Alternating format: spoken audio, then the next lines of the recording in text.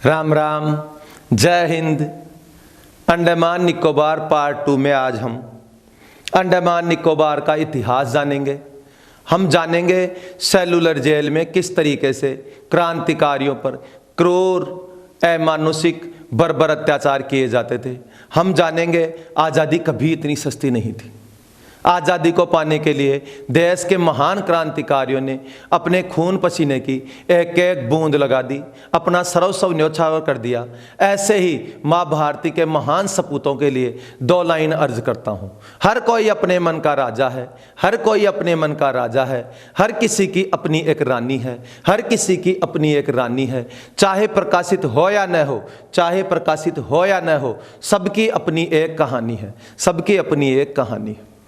यहाँ इच्छा का मतलब, यहाँ रानी का मतलब इच्छा से है। जैसे कोई कहता है मुझे कलेक्टर बनना है, कोई कहता है मुझे एक्टर बनना है, कोई कहता है मुझे विदेश जाना है, परंतु माँ भारती के लाडले इन क्रांतिकारियों की एक ही इच्छा थी, माँ भारती की आज़ादी। और इन्होंने माँ भारती को आज़ादी दिलाने के लिए अपना सर्वस्व न्यौछावर कर दिया। ऐसे महान पुरुषों को मेरा नमन, वंदन। जय सिया राम साथियों।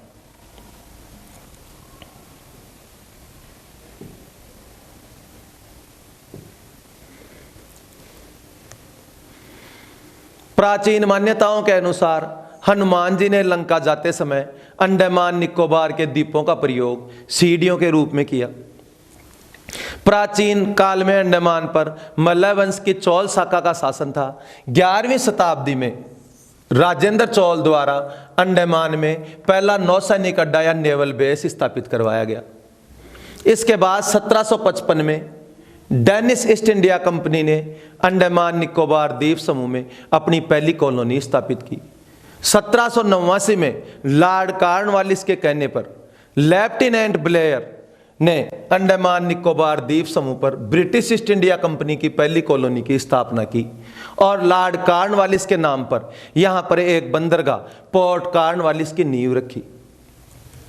परंतु कुछ समय बाद अत्यधिक बरसात के चलते अंडमान निकोबार द्वीप समूह पर मलेरिया का प्रकोप फैल गया, जिससे इन दोनों कॉलोनियों में रहने वाले लोगों को अपनी जान गंवानी पड़ी और ये लोग यहाँ से छोड़कर चले गए, अपने अपने स्थानों की तरफ वापस चले गए और दोनों कंपनियों का यहाँ से क्या हो गया, मोह भंग हो गया। परंतु कहते हैं आवश्यकता आविष्कारों की जननी है। तो 1844 में क्या हुआ, ब्रिटिश ईस्ट इंडिया कंपनी के 2 जहाज अंडमान निकोबार द्वीप समूह के आसपास में डूब जाते हैं और इनको समय पर मदद नहीं मिल पाती। तो ब्रिटिश ईस्ट इंडिया कंपनी सोचती है कि अगर हमारा यहाँ पर कोई अड्डा होता तो हम अपने इन जहाज़ों में जो जान और माल था उसको बचा सकते थे। तो पहला कारण तो यह रहा कि दोबारा ब्रिटिश ईस्ट इंडिया कंपनी ने इस इलाके की तरफ, अंडमान निकोबार द्वीप समूह की तरफ रुख किया कि अपने जहाज़ों को समय पर मदद पहुंचाई जा सके। लेकिन इसका सबसे महत्वपूर्ण कारण यह था कि 1857 में पूरे देश में ब्रिटिश ईस्ट इंडिया कंपनी के खिलाफ विद्रोह की लहर उठी। इस विद्रोह को 1858 में दबा दिया गया, परंतु इस विद्रोह का परिणाम यह रहा कि भारत में ब्रिटिश ईस्ट इंडिया कंपनी का शासन समाप्त हो गया और ब्रिटिश क्राउन या ब्रिटिश सम्राट या ब्रिटिश ताज का शासन स्थापित हो गया। तो 1858 तक भारत पर एक कंपनी का शासन था जिसका नाम था ब्रिटिश ईस्ट इंडिया कंपनी। 1858 में ब्रिटिश ईस्ट इंडिया कंपनी का शासन तो समाप्त हो गया और उसके स्थान पर ब्रिटिश सम्राट का शासन प्रारंभ हो गया। तो अंग्रेजों ने महसूस किया कि 1857 की क्रांति में ये जो क्रांतिकारी पकड़े गए हैं इनको आम जनता के पास नहीं रख सकते, क्योंकि देश की आम जनता बारूद के ढेर के समान है और ये क्रांतिकारी चिंगारी के समान है। तो अगर बारूद के ढेर के पास आप चिंगारी रख दोगे तो क्या होगा, विस्फोट, खुड़का, धमाका। और इसी धमाके से बचने के लिए अंग्रेजों ने एक ऐसी जगह की तलाश शुरू की जहां इन क्रांतिकारियों को रखा जा सकता है और ऐसी जगह के रूप में इनको अंडमान निकोबार द्वीप समूह उपयुक्त लगा, क्योंकि ये भारत से कितना दूर है, 700 किलोमीटर। तो यहां पर ले जाकर अगर किसी क्रांतिकारी को छोड़ दिया जाए तो वो भाग भी नहीं सकता, क्योंकि इसके चारों तरफ क्या है, पानी पानी पानी। 700 किलोमीटर तक तो तैर कर भी नहीं आ सकता और उसके पास कोई साधन है नहीं। और यहां पर उसके विचारों को समझने वाला भी कोई नहीं है। तो क्या किया, भारत के जो राजनीतिक क्रांतिकारी यानी जो चिंगारी थी उसको भारत की आम जनता यानी बारूद के ढेर से दूर रखने के लिए अंग्रेजों को एक कैदी बस्ती की आवश्यकता पड़ी, और उस कैदी बस्ती के रूप में उपयुक्त जगह कौन सी लगी, अंडमान निकोबार द्वीप समूह। तो दो कारण थे जिसकी वजह से अंग्रेजों ने अंडमान निकोबार द्वीप समूह की तरफ रुख किया। सबसे महत्वपूर्ण कारण था कि इन राजनीतिक क्रांतिकारियों को भारत की आम जनता से दूर रखना, और दूसरा महत्वपूर्ण कारण था कि अपने जहाजों को सही समय पर मदद पहुंचाना। तो 1858 में अंग्रेजों ने अंडमान निकोबार द्वीप समूह में पहली कैदी बस्ती के रूप में वाइपर द्वीप को काम में लिया। तो आ जाए, अंडमान निकोबार द्वीप समूह में अंग्रेजों द्वारा स्थापित पहली कैदी बस्ती कौन सी थी, वाइपर द्वीप। 1868 में अंग्रेजों ने डेनिश ईस्ट इंडिया कंपनी से इसके अधिकार क्षेत्र में आने वाले क्षेत्र को खरीद लिया, और 1869 में अंडमान निकोबार पर अपना पूर्ण आधिपत्य स्थापित कर लिया। किसने, अंग्रेजों ने। इसके बाद समय यूं ही अपनी गति से आगे बढ़ता रहा, भारत में क्रांतिकारियों की संख्या बढ़ती गई, और इसको ध्यान में रखते हुए अंग्रेजों ने 1896 में पोर्ट ब्लेयर में सेलुलर जेल का निर्माण शुरू करवाया। सेलुलर जेल का निर्माण 1906 में पूरा हुआ। इस सेलुलर जेल का आकार एक समुद्री जीव होता है, ऑक्टोपस। यह ऑक्टोपस है, और इस ऑक्टोपस के 8 भुजाएं होती हैं, 8 शाखाएं होती हैं। आ जाए, ऑक्टोपस के कितनी भुजाएं होती हैं, 8 भुजाएं होती हैं। पेपर में आया हुआ क्वेश्चन है। तो जैसे इस ऑक्टोपस के ये सर है और ये इसकी 8 भुजाएं हैं, वैसे इस सेलुलर जेल का ये वॉच टावर क्या है, इसका सर है। और बस अंतर इतना ही है कि ऑक्टोपस के 8 भुजाएं थी और सेलुलर जेल के 7 भुजाएं, 1 2 3 4 5 6 और 7 शाखाएं। तो आ जाए, सेलुलर जेल का आकार किससे मिलता जुलता है, तो ऑक्टोपस से मिलता जुलता है। इसका निर्माण इस तरीके से करवाया गया कि इस वॉच टावर पर अगर एक आदमी को भी बैठा दिया जाए तो वह पूरी जेल की निगरानी रख सकता है। यहां पर बैठा बैठा व्यक्ति पूरी जेल की निगरानी रख सकता है, और यहां से वैसे भी कोई कैदी भाग नहीं सकता था। क्यों? क्योंकि इसके चारों तरफ क्या था, पानी पानी पानी। सेलुलर जेल को काला पानी के नाम से जाना जाता है। काला पानी की सजा के लिए कौन सी जेल प्रसिद्ध है, सेलुलर जेल। तो काला पानी का शाब्दिक अर्थ होता है देश निकाला। काला पानी का शाब्दिक अर्थ देश निकाला, और काल का शाब्दिक अर्थ होता है मृत्यु। तो एक ऐसी जेल जहां मृत्यु के समान यातनाएं दी जाती हैं। आदमी मरा भी कौन है और बाकी भी कौन रहे। ऐसी सजाएं कहां दी जाती थी, सेलुलर जेल में। अब हम जानते हैं कि सेलुलर जेल में किस प्रकार से कैदियों को, भारत के महान राजनीतिक क्रांतिकारियों को सजाएं दी जाती थी, यातनाएं दी जाती थी। तो इस जेल में जो भी बंदी जाते थे उनको ऐसे बांध दिया जाता था, और इसके बाद कोड़ों से कई घंटों तक लगातार मारा जाता था।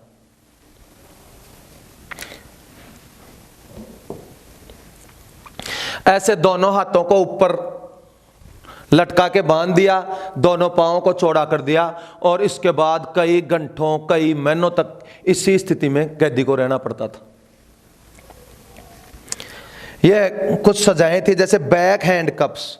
तो बैक हैंड कप्स में क्या होता था, कैदी के दोनों हाथों को पीछे की तरफ बांध दिया जाता था, और वो हाथों से कोई काम नहीं कर सकता था महीनों तक। अब देख लो वो खाना भी कैसा खाएगा, आप अंदाजा लगाइए। एक ये था बार फैटर्स। इसमें क्या था, ऐसे कड़ियां बांध दी जाती थी। ये बिल्कुल सीधी कड़ियां हैं, तो अगर किसी कैदी को ऐसे कड़ियां बांध दी जाएंगी तो वो बैठ नहीं पाएगा। तो ऐसे कैदी कई महीनों तक बैठ नहीं पाता था। अगर वो फ्रेश होने भी जाएगा तो इसी स्थिति में उसको रहना पड़ेगा। इस प्रकार से क्या कड़ियां लगा दी जाती थी, जिससे कोई कैदी अपने दोनों पैरों को एक दूसरे से नहीं मिला सकता। ऐसे दोनों हाथों को बांध दिया जाता था, और सुबह 5 से 12 और शाम को 5 से 9, सुबह 7 से 12 और शाम को 5 से 9 तक इस स्थिति में कैदियों को रखा जाता था। ऐसा बताया जाता है कि इस जेल में अगर किसी शेर को भी ले जाकर, किसी हिंसक से हिंसक जानवर को भी ले जाकर छोड़ दिया जाए तो वो मेमने की भांति व्यवहार करने लग जाएगा। इसके बाद इस जेल में एक ड्रेस हुआ करती थी, पनिशमेंट ड्रेस। अरे ब्याली ड्रेस, जिम भाई ड्रेस तो सुनी वाली, लेकिन यहां पनिशमेंट ड्रेस हुआ करती थी दोस्तों। इस पनिशमेंट ड्रेस में क्या हुआ करता था, ये बोरी का कपड़ा, मतलब जूट का कपड़ा आता है, वो होता था ये। और अंडमान निकोबार द्वीप समूह में सर्दी की ऋतु कभी आती ही नहीं है, तो अब गर्मियों में अगर आपको बोरी पहना दी जाए तो एक तो वैसे पसीना आ रहा है, पंखे की व्यवस्था है नहीं, और ऊपर से ये बोरी और पहना दे तो आपकी क्या हालत होगी। तो क्रांतिकारियों की कैसी हालत होती थी आप अंदाजा लगा सकते हैं। मां भारती के लाडलों ने कैसा कैसा अत्याचार सहा है। इस जेल में क्रांतिकारियों से पूरे पूरे दिन काम करवाया जाता था। ये क्रांतिकारी देखो, ये नारियल है, इस नारियल को यहां पर डालेगा और इससे जो गिरी निकलेगी, नारियल से जो गिट निकलेगा उसको तो इस कोल्लू में डाल दिया जाएगा, और जो छिलका निकलेगा उसको इस बोरी में इकट्ठा कर लिया। अब ये कोल्लू क्या होता है, तेल निकालने की एक मशीन होती है, और कोल्लू चलाने के लिए हम किसका प्रयोग करते हैं, बैल का।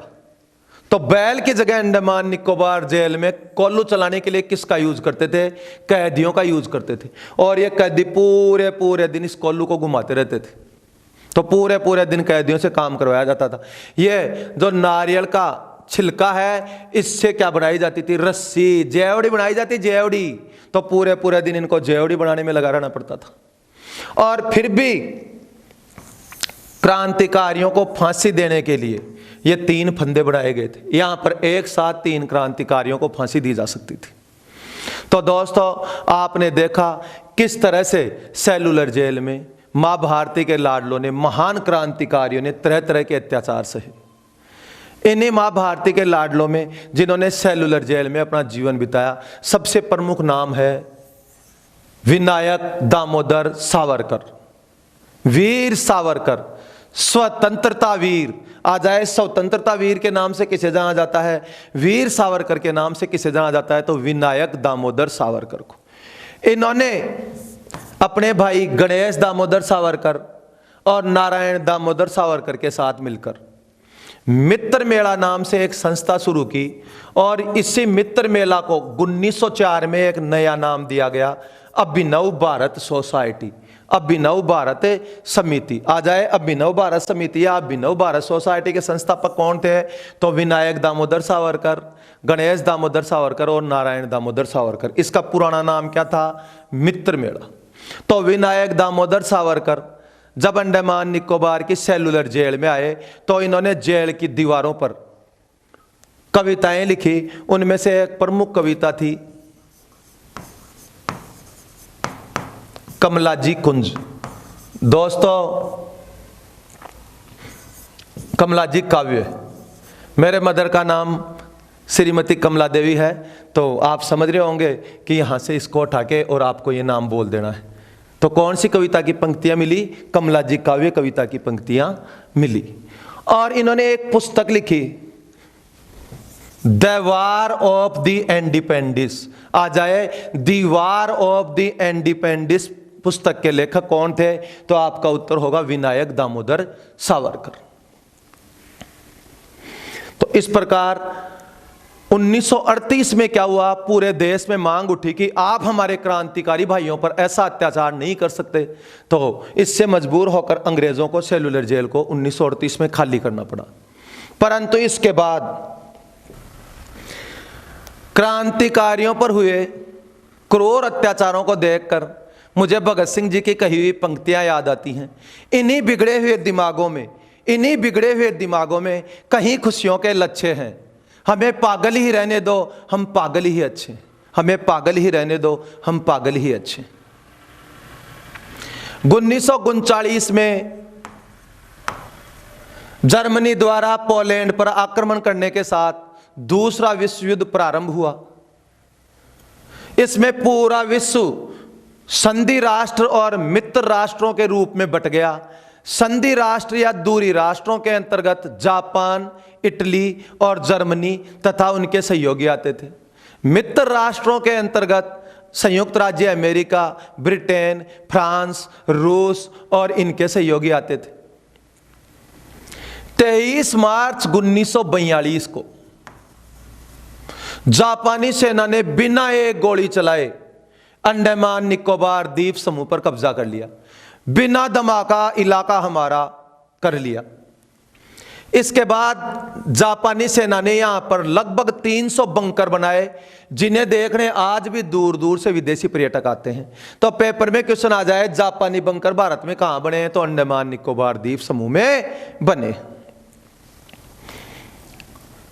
1938 में अत्याचारों का जो सिलसिला रुक गया था वो जापानी सेना के आने के साथ पुनः शुरू हो गया।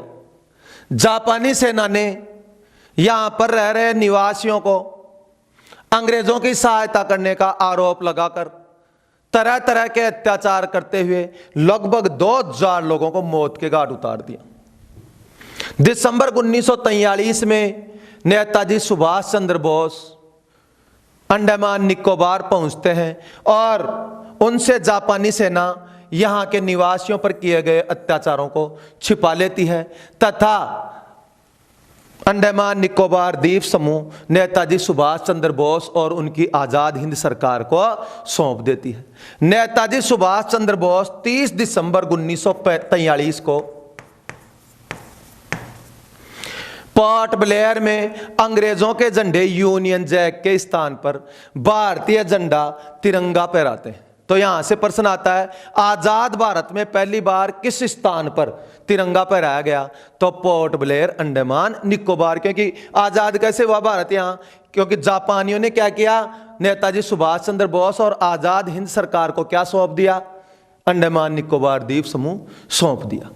इसके बाद नेताजी सुभाष चंद्र बोस ने अंडमान को तो शहीद द्वीप का और निकोबार को स्वराज द्वीप की संज्ञा दी। कुछ समय बाद आजाद हिंद फौज और जापानी सेना के मध्य विरोधाभास होने पर यह इलाका वापस अंडमान निकोबार द्वीप समूह वापस जापान के अधिकार में आ गया। 6 अगस्त 1945 को जापान के हिरोशिमा शहर और 9 अगस्त 1945 को जापान के नागासाकी शहर पर अमेरिका ने परमाणु बम से हमला कर दिया, जिससे हताश होकर जापान ने आत्मसमर्पण कर दिया और यह इलाका पुनः अंग्रेजों के अधिकार में आ गया। अंडमान निकोबार द्वीप समूह पर पुनः अंग्रेजों का कब्जा हो गया।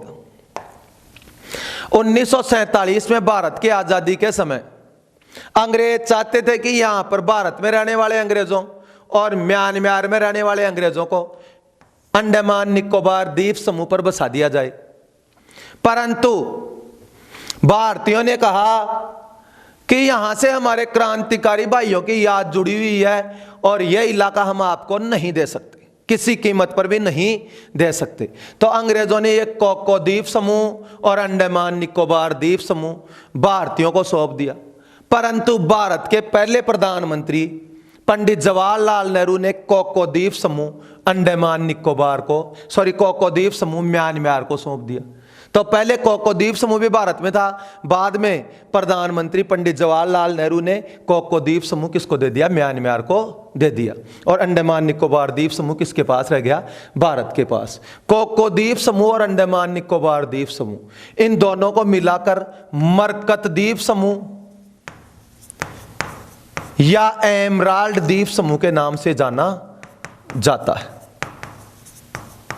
मरकत द्वीप या एमराल्ड द्वीप के नाम से किसे जाना जाता है, तो कोको द्वीप समूह और अंडमान निकोबार द्वीप समूह को। अब अंडमान निकोबार भारत के लिए क्यों जरूरी है, तो यह अंडमान निकोबार है, यह भारत है और यह मलक्का जल संधि है। यहां पर यह म्यांमार है, यह थाईलैंड है, यह मलेशिया है, यहां सिंगापुर है, यह इंडोनेशिया है। तो यहां से होने वाले व्यापार को भारत अंडमान निकोबार से आसानी से क्या कर सकता है, नियंत्रित कर सकता है। तो एक तो मलक्का जलडमरू मध्य से होने वाले व्यापार को आसानी से भारत नियंत्रित कर सकता है। एक किसी भी देश की भूमि के पास जो समुद्री इलाका होता है उस पर ज्यादा अधिकार मिलते हैं उस देश को। तो दोस्तों भारत को एक तो यहां पर समुद्री क्षेत्र में क्या मिल गए, अधिकार मिल गए, और एक अंडमान निकोबार पर कब्जा होने के कारण इस क्षेत्र में भी भारत का क्या हुआ, समुद्री क्षेत्र मिल गया, भारत के समुद्री क्षेत्र का विस्तार हो गया। इसलिए अंडमान निकोबार भारत के लिए अत्यंत महत्वपूर्ण है। यदि इस वीडियो में मेरे द्वारा कोई गलती हो गई हो तो आप मुझे क्षमा करना और कमेंट करके अवश्य बताना। मैं उस कमेंट को जांचने के बाद यदि गलत पाया गया, मेरी कोई गलती हुई, तो मैं आपको नीचे पिन करके कमेंट में बता दूंगा। तो आप वीडियो देखने के बाद पिन किया हुआ कमेंट जरूर देखें। इस वीडियो का अगला पार्ट अंडमान निकोबार पार्ट 3 जल्द ही जारी किया जाएगा। जय श्री राम दोस्तों।